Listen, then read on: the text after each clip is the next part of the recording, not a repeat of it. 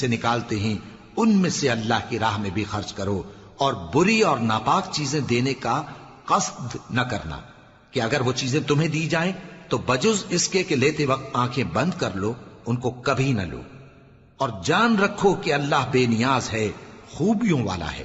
شیطان تمہیں تنگ دستی کا خوف دلاتا اور بے حیائی کے کام کرنے کو کہتا ہے، اور اللہ تم سے اپنی بخشش اور رحمت کا وعدہ کرتا ہے، اور اللہ کشائش والا ہے، سب کچھ جاننے والا ہے۔ وہ جس کو چاہتا ہے دانائی بخشتا ہے، اور جس کو دانائی ملی بے شک اس کو بڑی نعمت ملی۔ اور نصیحت تو وہی لوگ قبول کرتے ہیں جو عقل مند ہیں، اور تم اللہ کی راہ میں جس طرح کا خرچ کرو یا کوئی نذر مانو، اللہ اس کو جانتا ہے، اور ظالموں کا کوئی مددگار نہ ہوگا۔ اگر تم خیرات ظاہر کر کے دو تو وہ بھی خوب ہے، اور اگر پوشیدہ دو اور دو بھی ضرورت مندوں کو تو یہ تمہارے لیے بہتر ہے، اور اس طرح کا دینا تمہارے گناہوں کو بھی دور کرے گا، اور اللہ کو تمہارے سب کاموں کی خبر ہے۔ اے نبی صلی اللہ علیہ وآلہ وسلم، تم ان لوگوں کی ہدایت کے ذمہ دار نہیں ہو، بلکہ اللہ ہی جس کو چاہتا ہے ہدایت بخشتا ہے۔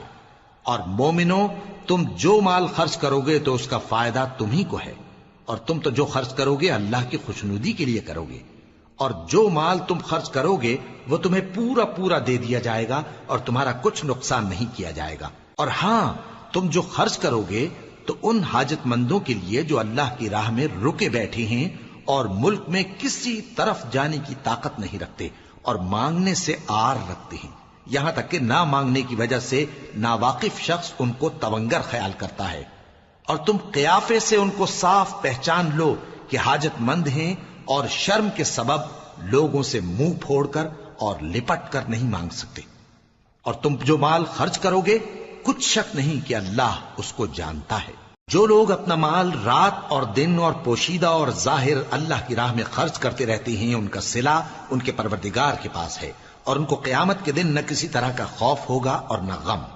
جو لوگ سود کھاتے ہیں وہ قبروں سے اس طرح حواس باختہ اٹھیں گے جیسے کسی کو جن نے لپٹ کر دیوانہ بنا دیا ہو، یہ اس لیے کہ وہ کہتے ہیں کہ سودا بیچنا بھی تو نفع کے لحاظ سے ویسا ہی ہے جیسے سود لینا، حالانکہ سودے کو اللہ نے حلال کیا ہے اور سود کو حرام۔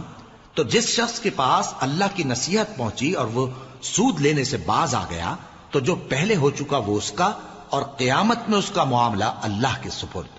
اور جو پھر لینے لگا تو ایسے لوگ دوزخی ہیں کہ ہمیشہ دوزخ میں جلتے رہیں گے۔ اللہ سود کو نابود یعنی بے برکت کرتا اور خیرات کی برکت کو بڑھاتا ہے، اور اللہ کسی ناشکر گناہگار کو دوست نہیں رکھتا۔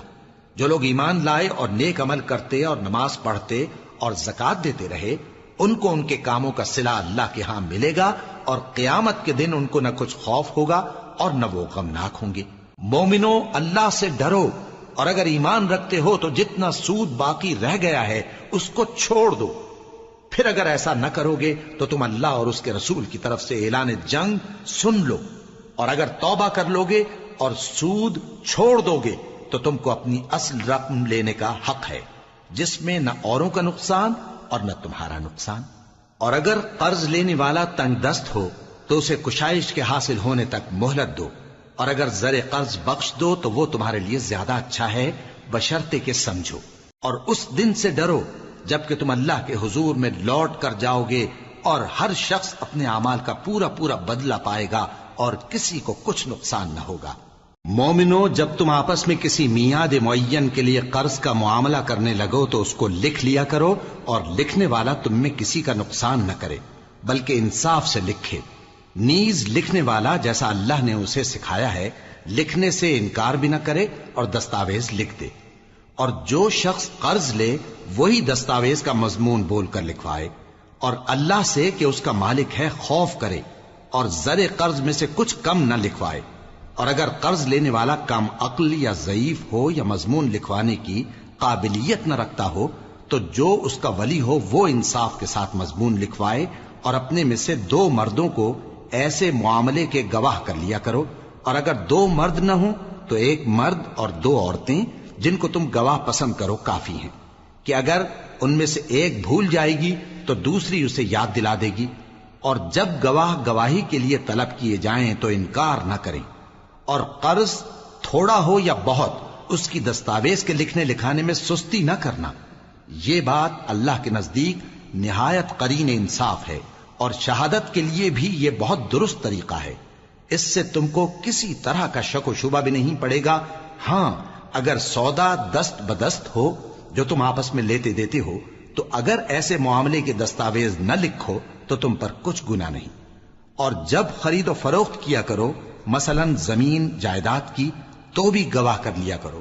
اور کاتب دستاویز اور گواہ معاملہ کرنے والوں کا کسی طرح کا نقصان نہ کریں. اگر تم لوگ ایسا کرو تو یہ تمہارے لیے گناہ کی بات ہے. اور اللہ سے ڈرو اور دیکھو کہ وہ تم کو کیسی مفید باتیں سکھاتا ہے، اور اللہ ہر چیز سے واقف ہے. اور اگر تم سفر پر ہو اور دستاویز لکھنے والا نہ مل سکے تو کوئی چیز رہن با قبضہ رکھ کر قرض لے لو. اور اگر تم میں سے کوئی دوسرے کو امین سمجھے یعنی رہن کے بغیر قرض دے دے تو امانت دار کو چاہیے کہ صاحب امانت کی امانت ادا کر دے. اور اللہ سے جو اس کا پروردگار ہے ڈرے. اور دیکھنا شہادت کو مت چھپانا، جو اس کو چھپائے گا وہ دل کا گناہگار ہوگا. اور اللہ تمہارے سب کاموں سے واقف ہے. جو کچھ آسمانوں میں اور جو کچھ زمین میں ہے سب اللہ ہی کا ہے. تم اپنے دلوں کی بات کو ظاہر کرو گے تو اور چھپاؤ گے تو اللہ تم سے اس کا حساب لے گا. پھر وہ جسے چاہے مغفرت کرے اور جسے چاہے عذاب دے. اور اللہ ہر چیز پر قادر ہے. رسول اللہ صلی اللہ علیہ وآلہ وسلم اس کتاب پر جو ان کے پروردگار کی طرف سے ان پر نازل ہوئی ایمان رکھتے ہیں. اور مومن بھی سب اللہ پر اور اس کے فرشتوں پر اور اس کی کتابوں پر اور اس کے پیغمبروں پر ایمان رکھتے ہیں، اور کہتے ہیں کہ ہم اس کے پیغمبروں سے کسی میں کچھ فرق نہیں کرتے. اور وہ اللہ سے عرض کرتے